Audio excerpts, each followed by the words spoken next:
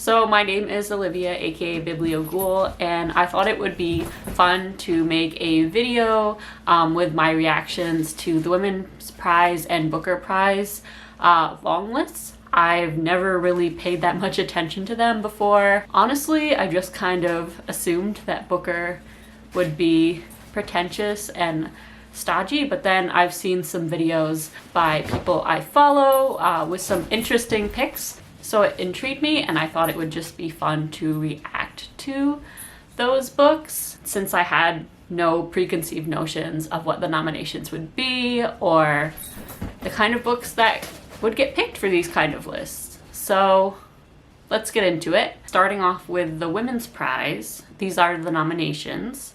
The first book is called The Bread the Devil Needs by Lisa Allen Augustini. Lisa is a Trinidadian author, so that already interests me because I haven't read a lot from Trinidad before. It looks like it follows a woman in her mid-40s who has an abusive partner and is having an affair with her boss, and then decides to reevaluate her life when someone gets murdered in the same circumstances as her. And this book would be a strong maybe for me. It looks short and it has the most beautiful cover. It seems interesting, but reading about abuse wouldn't be my first choice, so I'm gonna stick it as a maybe for now. So the next book is Salt Lick by Lulu Allison, and this seems like an absolute yes for me. It is a dystopian book, and it looks like there are a lot of things with the climate going on. It said there was a chorus of feral cows, so that already is unique and super interesting to me. It also says the main character is looking back at the death of her mother and discovering some new information that puts everything in a new light. And on the way, she encounters new agrarians living self-sufficiently on a farm and a runaway from a white nationalist settlement. So it looks like it'll touch on a lot of really interesting ideas, and I definitely want to pick this one up. The next book is This One Day Sky by Leon Ross. I actually have this book sitting right across the room from me because Wilma at MB Reads gave it a glowing review, so based on that alone, I wanted to pick it up. And my version of the book is just called Popicho, so I don't know if that's a different in releases in different areas or what, but this is about a island called Popicho. On the island there is magic and gods, and it has a magical realism feel to it. The description says, Popicho is a masterful delight, a playful love story, a portrait of community, a boldly sensual meditation on desire and addiction, and a critique of the legacies of corruption and colonialism. And the author is being compared to Toni Morrison and Gabriel Garcia Marquez. So even though this is a longer book, I'm definitely going to pick this one up. The next book is Careless by Kirsty Capes. It is about a teenager who finds out that she's pregnant. I think she's a foster child and she's not really in love. Although I wouldn't be opposed to reading this, it just seems like the least interesting one so far, and I'm not really into YA, so I think I would pass on this one. Next up is Build Your House Around My Body by Violet Coopersmith, which is already an amazing title, and the cover is just so beautiful. But the blurb for this book says, part puzzle, part revenge tale, part ghost story. This kaleidoscopic novel set in Vietnam spins half a century of history and folklore into a thrilling read, acrobatic and filled with verve. But I'm interested in the folklore and spooky aspects, and also the revenge aspect sounds really interesting. So this one is a definite read for me. The next book is The Island of Missing Trees by Elif Shafak. This takes place on the island of Cyprus. It's about two teenagers falling in love amongst a place affected by war, and their daughter returns years later to learn about her ancestry. And I guess a tree is like framing the entire story. I don't know exactly what that means, but it sounds interesting. It says, prize-winning author Elif Shafak brings us a rich, magical tale of belonging and identity, love and trauma, memory and amnesia, human-induced destruction of nature, and finally, renewal. So this sounds really lovely to me. I've heard that this author also has a lot of other works, so I will be definitely checking this one out. Next up is The Exhibitionist by Charlotte Mendelson. I also really love the color of this book. This one is about artists and family drama, so this one's a definite maybe for me. It says, extraordinary fifth novel from Charlotte Mendelson, a dazzling exploration of art, sacrifice, toxic family politics, queer desire, and personal freedom. So I'm especially interested in the queer desire and personal freedom part of that description. So yes, maybe. So the next book is Remote Sympathy by Catherine Shidgi. So first of all, this one is 526 pages. It is about, I believe, a German woman whose husband is somehow involved with the concentration camps in the Holocaust, and it's about the woman befriending someone in the camps. And I'm generally not interested in books like this, where it's from the perspective of people realizing that people in concentration camps are humans too. I mean, that's just the vibes I get from this. It could be an amazing book. Let me know if you've read it, what your thoughts are, but that's the impression I get, so I definitely won't be picking this one up. Next is The Final Revival of Opal and Nav by Donnie Walton. This book is a maybe for me. I like reading about music, but it's never like a trope I go for. I do like that this is about a Black punk musician. It also seems like it'll have analysis of what it was like to be a Black woman in the scene at that time, in the 70s. I don't know if I've said that before. So it seems interesting. So the next book is Great Circle by Maggie Shepard. This book is about a woman in the early 1900s who is obsessed with learning how to fly a plane and travel and things like that.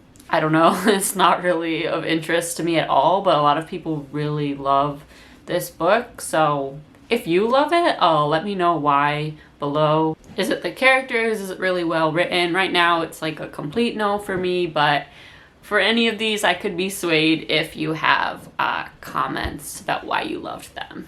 The next book is Sorrow and Bliss by Meg Mason. This follows a woman, I think she's also in her 40s, who is dealing with mental health issues and splitting from her husband. I guess she figures out she wants a child or something like that.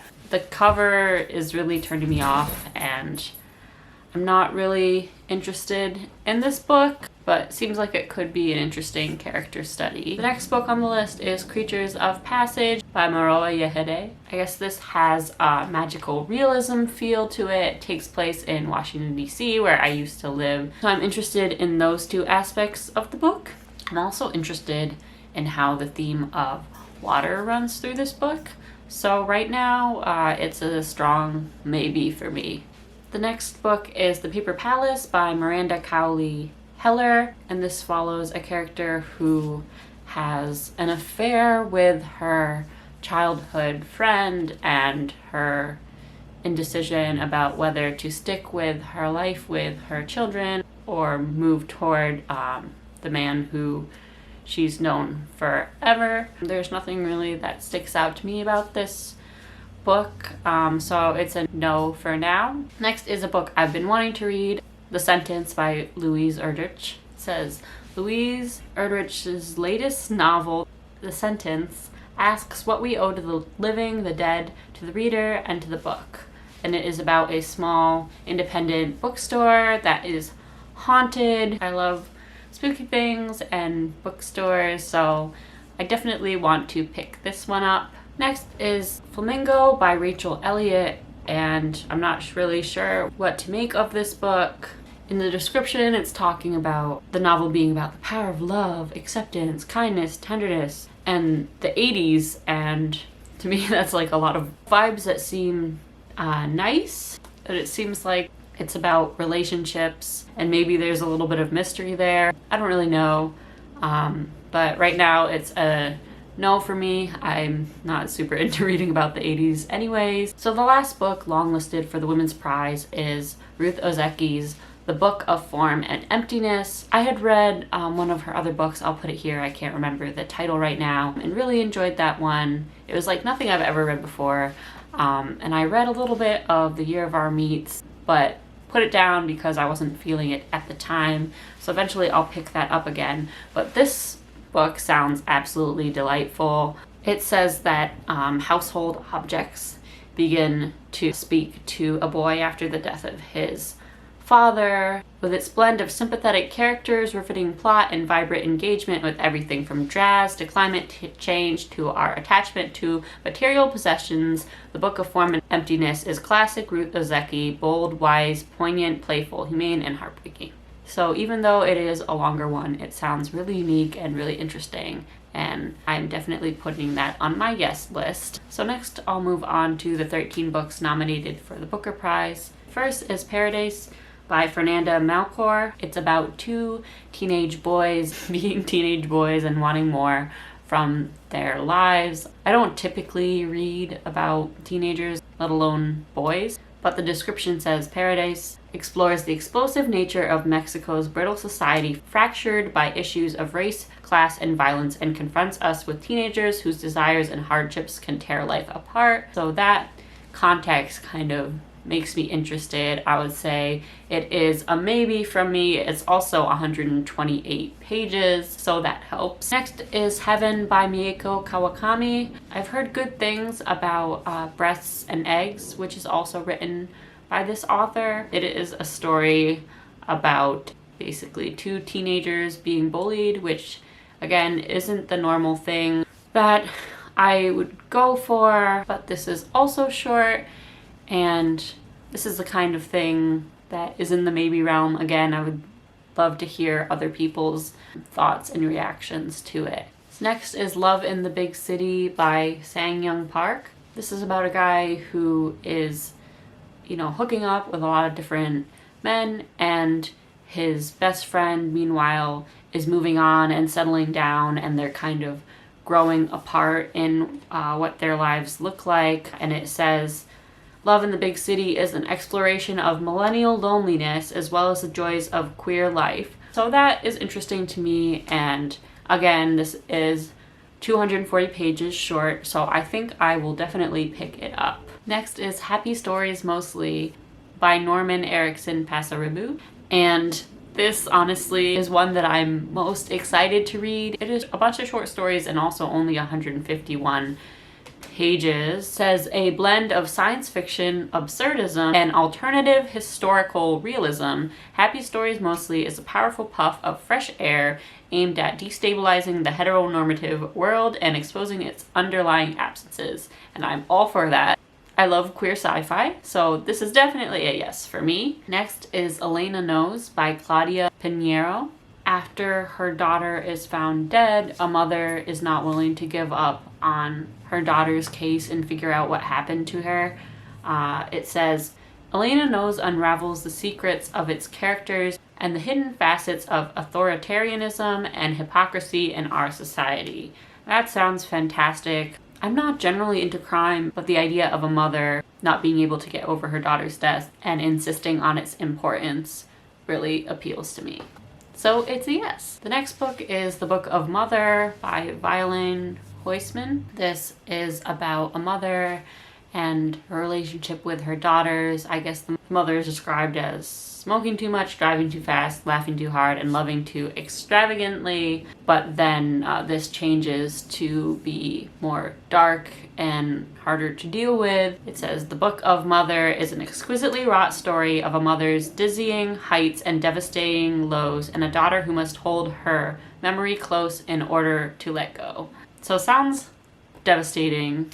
I think this is like right on the line, teetering between maybe and yes. Next is More Than I Love My Life by David Grossman. This story is about different generations of women on the coast of Croatia. I guess members of the family were in prison and tortured, and it's about parental relationships with their children throughout this. So as it stands right now, I think this would be one of the ones I would be least interested in. So although it still sounds compelling, it's a no for me right now. So when I first heard about the next book, Phenotypes by Paulo Scott, I wasn't interested because it was just described as similar to The Vanishing Half, which I thought was overhyped, even though it was a great book. With brothers, and one of them having lighter skin and being able to pass as white, and the other having darker skin. But it sounds like it's having to deal with quotas for race and affirmative action, as well as police violence and the legacy of slavery, and all of those topics sound really intriguing to me. So right now, this again is teetering at the line between maybe and yes for me. The next book is A New Name by John Fosse. It is about a painter and a fisherman living on the coast of Norway, and it sounds like it has a lot of themes that would be interesting to me in it. It calls it a transcendent exploration of the human condition. But it is the last book in a series, and I don't know anything about the other books. So have any of you read the first few books in this series, and what did you think of them? Please let me know, because this did sound interesting, but obviously I'm not going to be able to get to the third book in a series anytime soon. Next up is After the Sun by Jonas Eika, and it is, again, queer short stories. It says, mesmerizing, inventive fiction that probes the tender places where human longings push through the cracks of a breaking world. Some examples of the stories are: a grieving man tries to merge with an unearthly machine. An enigmatic encounter in Copenhagen takes an IT consultant down a rabbit hole of speculation that proves more seductive than sex. So some really interesting short story descriptions here. So this is a definite yes for me. Also, the cover for this is just beautiful. Next book is Tomb of Sand by Gitanjali Sri. And this one is super long. It's 740 pages long. And it's the first book nominated for the Booker Prize in Hindi, which is pretty cool. It's described as an urgent and timely protest against the destructive impacts of borders and boundaries, whether between religions, countries, or genders. The main character is traveling to Pakistan to face the unresolved trauma of her teenage years. So it sounds like it has some really interesting and thoughtful themes. I'm curious how the pace of this book is, because I don't typically read books this long ever, but it does really sound quite interesting. So if you've read it, let me know what you've thought. Right now it's a maybe for me. So next is The Books of Jacob by Olga Tokarczuk. Sorry if I'm saying that wrong. This one is also quite hefty, 928 pages, so that alone kind of makes it a no for me. It follows Frank through the perspectives of his contemporaries, capturing Enlightenment Europe on the cusp of precipitous change, searching for certainty and longing for transcendence. And while not uninteresting, still I think this is too long for me, but I was interested in reading the other book by this author. It's got like the most metal title ever. I think it was called something like Drive Your Plow Over the Bones of My Body or something. But I think I would start off with that and see if I enjoy that experience before going into this one. So the last book is Cursed Bunny by Bora Chung, and this is also short stories that are horror and sci-fi, so it's nice to see horror represented on these lists. It says Chung uses elements of the fantastic and surreal to address the very real horrors and cruelties of patriarchy and capitalism in modern society, so that alone makes me want to read this. It's a definite yes for me. So let me know what you thought of the long list for the Women's Prize and the Booker Prize. I was actually really surprised by the non-bouginess of some of these picks and the wide variety of genres here, and I'm really excited to read a lot of them. So let me know what your thoughts were and if there is some that I should prioritize because they're just that wonderful. But yeah, thank you for watching.